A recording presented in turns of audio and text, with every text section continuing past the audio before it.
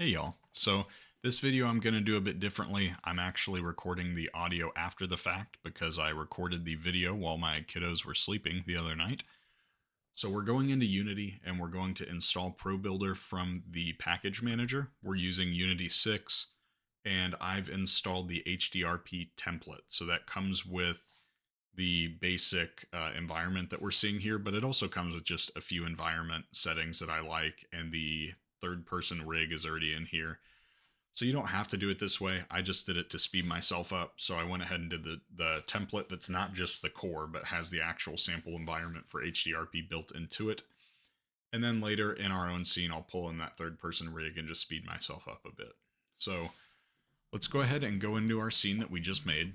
And I already see a few things that don't quite look right, like the clouds up above. I would love to have some volumetric clouds in here. We're getting a little bit ahead of ourselves with with VFX when we haven't even blocked out the level yet, but I think it'll provide some nice framing for us to have this in the scene.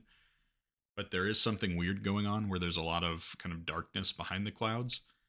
So I want to open up the project settings and go into my graphics and just look at the default volume settings and make sure that there's nothing in there that I need to override. So here I'm opening up visual environment and I see that it's set to HDRI for the sky. So I've just set that to physical sun and sky. And there was something weird about the HDRI. So that's basically what it was. So I've set up physical sun and sky. I've now gone into the Probuilder menu, which, as a reminder, in Unity 6, it's all built into a contextual menu in the top left, meaning that you really can't do anything by accident. So if you're in Probuilder mode editing a vertice or something, it's not going to lock you into that mode. You can kind of get into and out of things pretty quickly. So to speak to a bit of what I'm doing here, and this video isn't really meant to be a steps A through Z Probuilder tutorial, because frankly, I probably used 10% of the Probuilder functionality in the creation of this video. But a lot of what I stick with is essentially create primitive asset, which if you don't have a Probuilder asset open, is going to be the bottom button in that contextual menu in the top left of the 3D viewport. And then you can create any type of primitive. Once you've created it, then in the top left, after you've selected that object, you can hit edit, which will then allow you to select a vertice, a line, or a face. And now I'm going into the bridge and just using a combination of those to execute extrusions and essentially decimating, or rather opening up more faces. So the opposite of decimating. The faces. So the way that I got the underneath of this bridge to kind of lay out the way that it is I added more faces in by grabbing the faces and right clicking and asking it to essentially create more faces for me. And that's just called subdividing, more or less. I believe you right click, and in the menu that comes up, it asks you if you want to subdivide. So I do that, then I go into vertice select mode up in the top left. So it's just to the right of where it says center and then local, those controls that pop up in that bar. And in doing that, I can select the vertices, line them up, and then grab those faces, right click, and hit extrude. And then I'm allowed to extrude those faces out. It works out great here. So it's basically just a combination of changing selection modes, making selections, and then doing extrusions. And so far this bridge is looking pretty good. Now I kind of want to bring it home. So I'm going to grab the top parts here, extrude those out, and start to move this in a way that I believe it could line up with the island that we're going to. So if you remember our Photoshop example, the key part of that is that we're kind of in a cliffside, a rock face, looking out between two sides that we'll get to in a bit here. And we see a bridge, almost center view, looking out forward. On the other side of the bridge is an island that leads to a castle. So right here, we're looking at that image very briefly. Feel free to go back and pause on that if you need a quick reminder of exactly where we came from. I'll also, in the description, link the Photoshop part of this video. And in doing this, I'm just trying to roughly block out the shape using that top down and making sure that I really achieve the aha moment or the oh wow moment when you're looking out between these rocks and seeing that bridge. I really want to drive that home because that's really what I'm trying to do as a level designer is yes, make a fun, engaging level that can induce flow state, meaning it's not too boring and it's not too frustrating. So somewhere in the middle.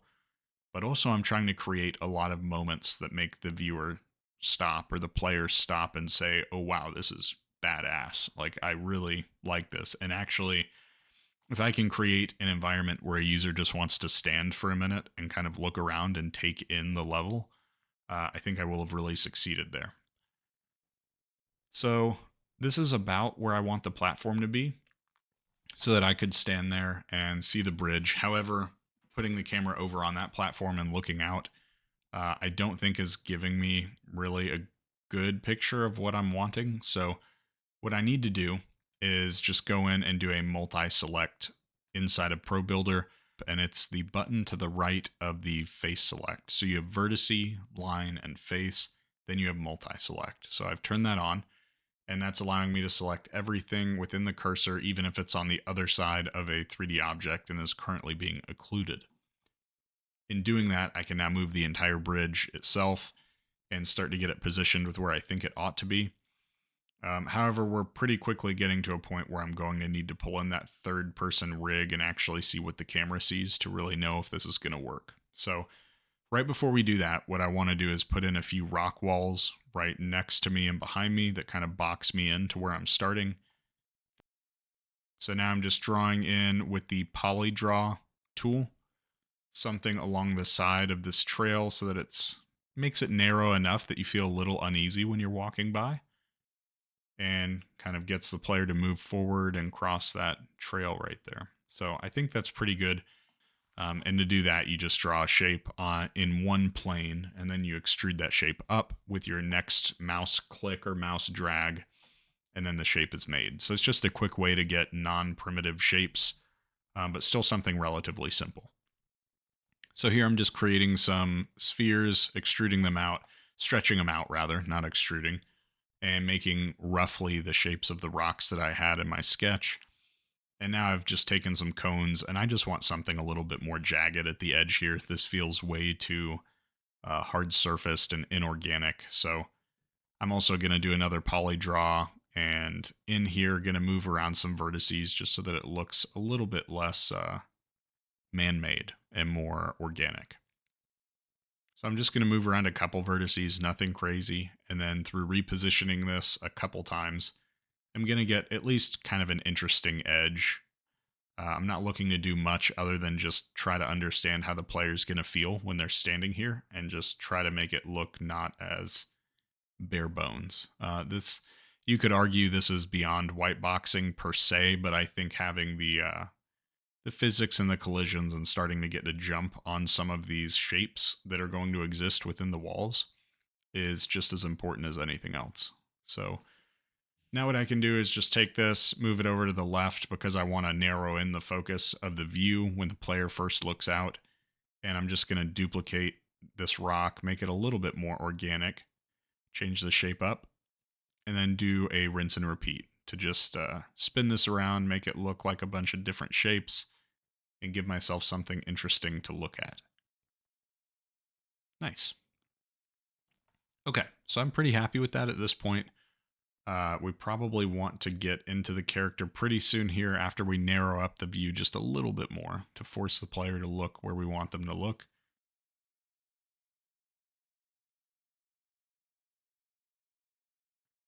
And let's just move the bridge out a bit further. And that's starting to look pretty damn good. Okay, so now we'll drag in our third person character and realize that I did not design this scene to scale for that character, which is totally okay for right now. So the easy thing to do here is just scale up the character. So that's what I'm going to do. After scaling up the character, I notice that the level feels better, but that the camera is snapped in really close. So this is where I allude to a future tutorial that I intend to do about Cinemachine cameras. And here I'm just looking at the fact that there's a Cinemachine brain on this character, which means that the camera is not controlled through what you'd think of as default camera metrics, and it's instead controlled through this Cinemachine object.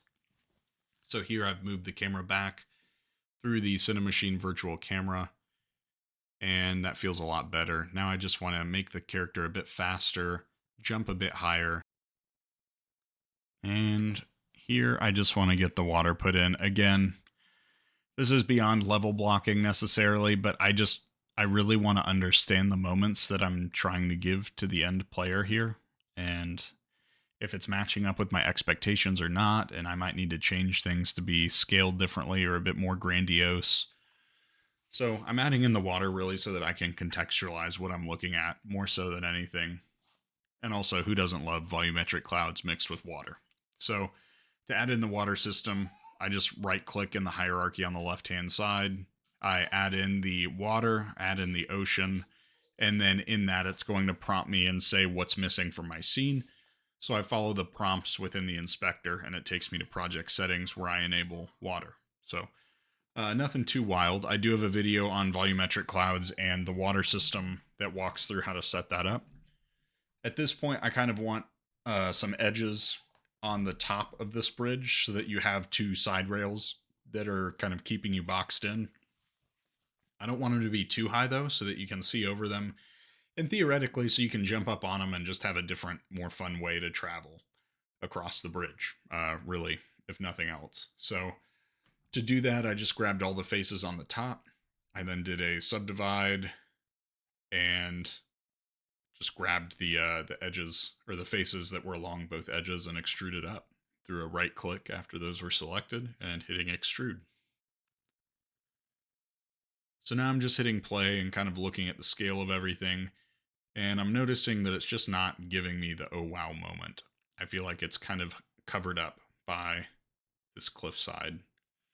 So I've moved the bridge up, I've scaled it up in the y-axis, and I'm jumping across, and that feels pretty good. So now I'm gonna jump into the infinite abyss. If we wanted this to have a swimming element, I could enable the underwater piece of this and model in some ground that you would potentially hit if you kept sinking.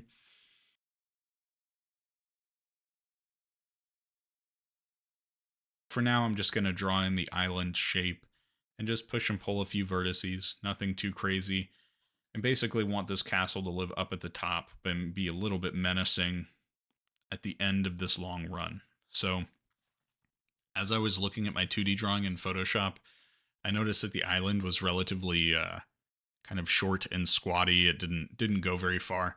So when I've actually designed it out here, I wanted there to be more depth to the island, because really I just kept thinking back to like Ocarina of Time and running all the way up to Hyrule Castle and having to run past the skeletons and all of that when they're coming out to get you. And I feel like the fact that you don't just immediately run into the castle is kind of nice, and that it forces you to traverse a bit more level where you have an opportunity to encounter enemies or interactive pieces and components of the level. So anyways, I made it quite a bit longer than the design in 2D.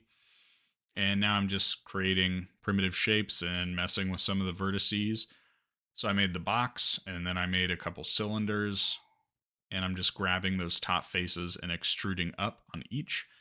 I am not doing all of them uniformly. I kind of want each pillar to be its own little bit man-made looking piece of structural engineering. So I want these turrets to be a little bit lopsided. I don't want them to be perfectly shaped. And that way, it just gives a little bit more human-made quality.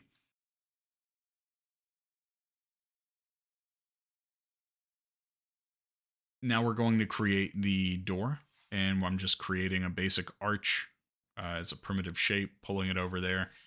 And this is obviously something that's just a kind of a placeholder asset on where it needs to go where. This would likely be modeled into the castle since we'll need it to cut through the castle. But for now, I'm just going to have it stick out of the front. And I'm going to add in a couple lights just to make it easy to notice that that's where I'm trying to go. So this is just a visual indicator. It's not really meant to be any type of final lighting, obviously.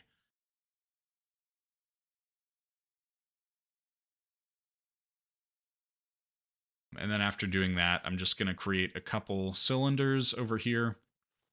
And then I want to make a few flag shapes. So I'm just going to draw out with the polydraw tool something that's roughly flag shaped, extrude it out just a tiny bit. And then notice that the pivot's a little bit messed up, but just kind of work within the confines of the limitations. And we're all good. So I manipulate the flag as needed. And then I'm going to lower it down and notice that the way that I've drawn it is also pretty cattywampus. So I'm just going to move some of the verts around, get it looking a little bit more flag-like. Doesn't need to be perfect at all. And then once I'm happy with that, I'm going to duplicate the whole thing, slide it over, and then I just want to throw a material on those two flags. That's the red that we came up with in our Photoshop document in the last lesson or tutorial. I'm just going to duplicate that light, which again is not an efficient practice, but just wanted it brighter and didn't want to keep screwing around with the intensity. And that gives me roughly the look I'm looking for. And now I just want to draw in kind of a backer to the tunnel so that if I wanted to, I could even go in here and add in like a shining material as if the light is emanating from inside of the castle. So here I throw something on and give it a little bit of glow, and that's good enough for right now.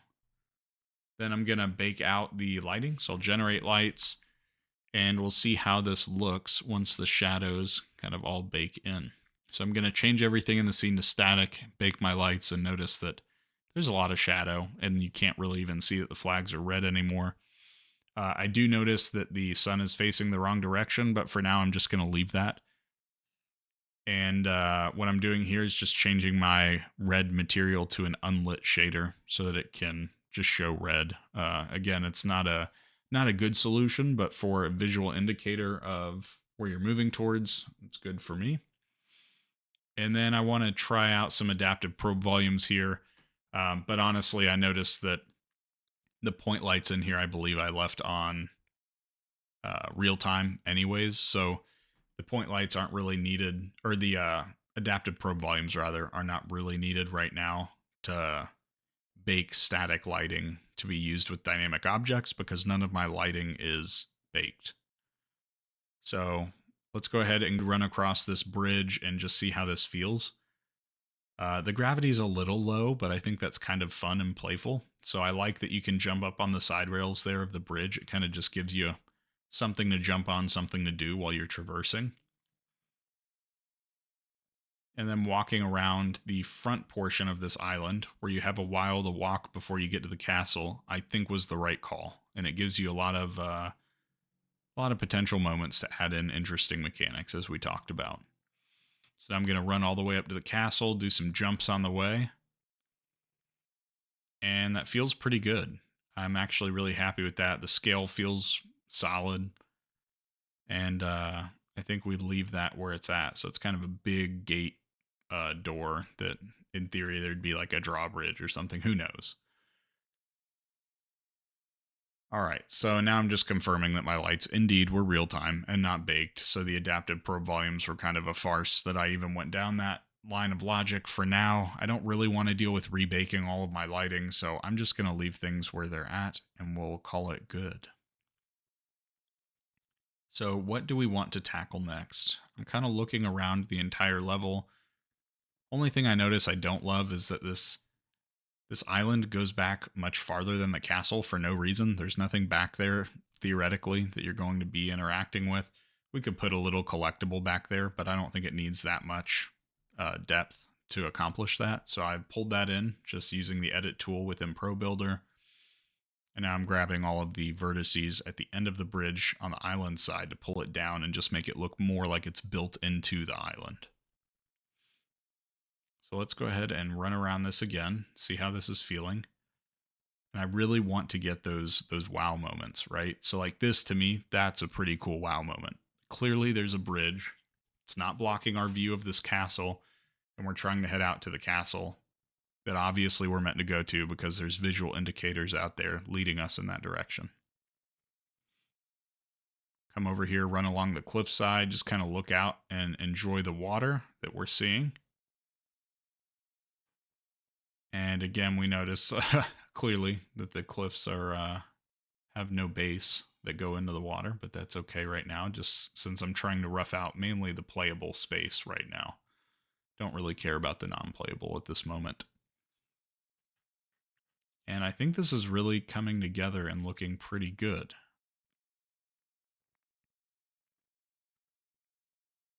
So we'll run back up a second time, make sure that this is still feeling right, scale is good, timing's good. I think that's pretty on point.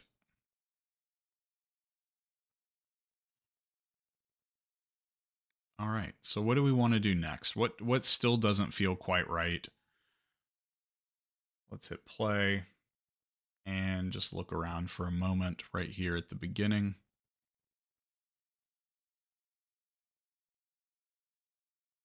I think it's honestly right now just that the clouds feel static, even though they're volumetric and they're pretty badass. I want to see them animating a bit more. And this is kind of a neat area to come over here and stand. Maybe there could be a collectible over here. I'm actually really liking that. So let's look at the clouds for a second.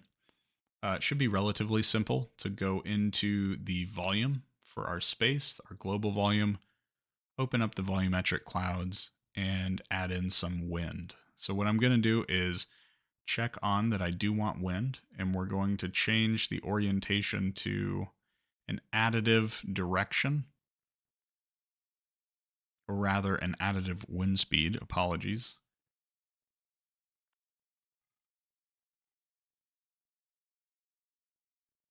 Okay, so we've now changed it to 1,000 additive wind speed just to see if this is working and understand how the clouds are moving.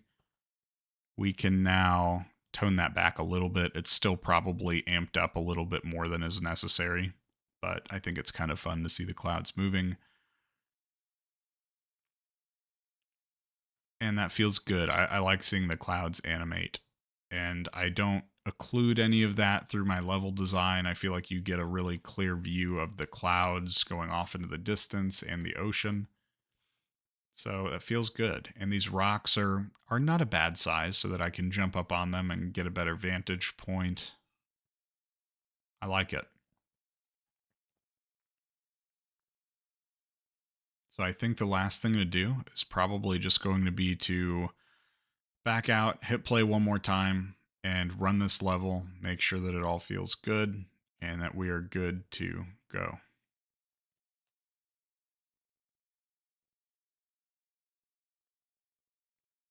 All right. So I appreciate y'all coming on this journey with me. I think that this is turning out close enough to the original design in Photoshop. It's looking good. It's feeling good, more importantly. And I feel like we've accomplished our level design again in the scope of about 1 hour. That's been shrunk down to 25, 30 minutes or so. And this really feels nice to jump around. Those little added components really do more than you would think that they would. Just have a slight rise to give the player something interesting to play around with. So as we're running toward the castle, we now see that our clouds are animating and moving around us. And we come all the way to the end here and enter cutscene. Nice. Thank you for watching. Please like, comment, and subscribe, and I'll see you in the next one.